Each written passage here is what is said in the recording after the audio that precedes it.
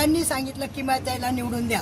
माझं म्हणणं आहे सगळे बाजूला जाऊ द्या, फक्त ती घवघवीत मतांनी निवडून आली पाहिजे. सगळ्यांनी मला शब्द द्या.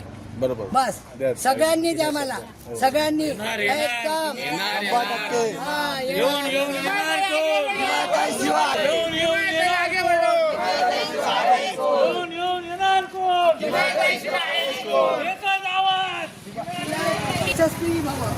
यशस्वी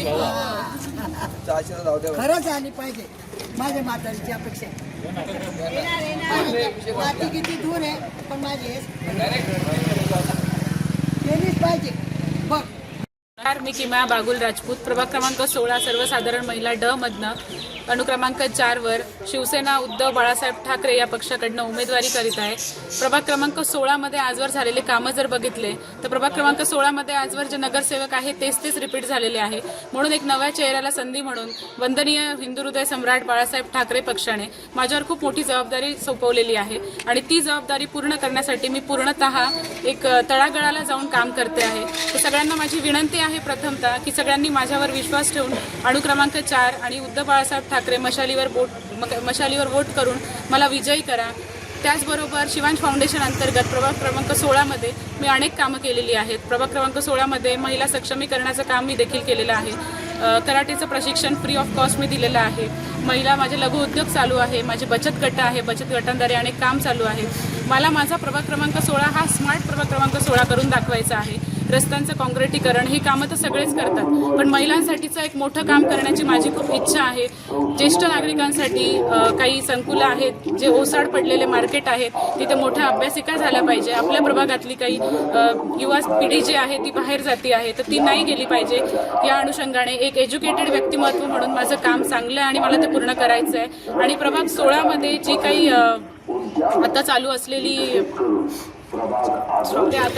असलेली दलाली लँडस्केप आहे ते मला बंद करायचे आहे. इथली माजी नगरसेवक लँडस्केप खूप करत होते आणि त्यामध्ये म्हणजे आम्हीही घसरल्या गेलो होतो, आम्ही सापडल्या गेलो होतो. त्यावर तर माझा सक्त निषेध आहे आणि मला ते बंद करण्यासाठी मी आज राजकारणात आहे.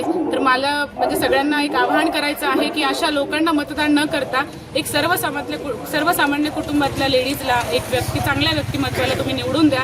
निश्चितच आपला प्रभाग क्रमांक स्मार्ट 16 होईल, हे एवढं मी सांगते. थांबते. जय हिंद, जय महाराष्ट्र. या ठिकाणी आलेला असताना प्रभाग क्रमांक 16च्या उमेदवार सौ किमयाताई बागुल यांना माझ्या राष्ट्रीय समाज पक्षाच्या वतीने तसेच महादेव जानकर साहेब यांच्याशी मी त्यांचं बोलणं करून दिलं.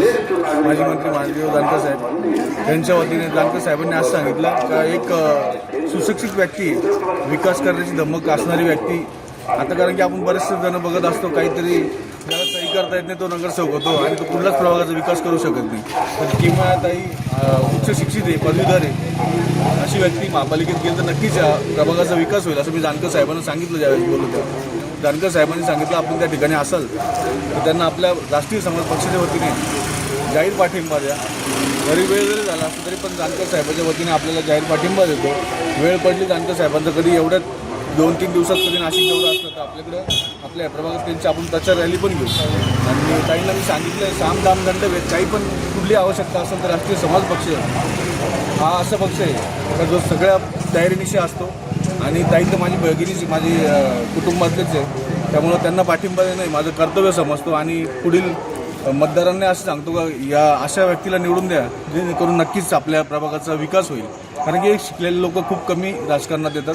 राजकारणात असे लोक, आडबंग लोक आलेले जे कुठली तरी दादागिरी, दलाली, लँडस्केपिंग असं काहीतरी करून पैसे कमवण्याच्या मार्गातून हे करत असता. विकास करायची कोणाची इच्छा नाही, कारण की यांनी तिकीटच विकत घेतलेले कोटी रुपये देऊन.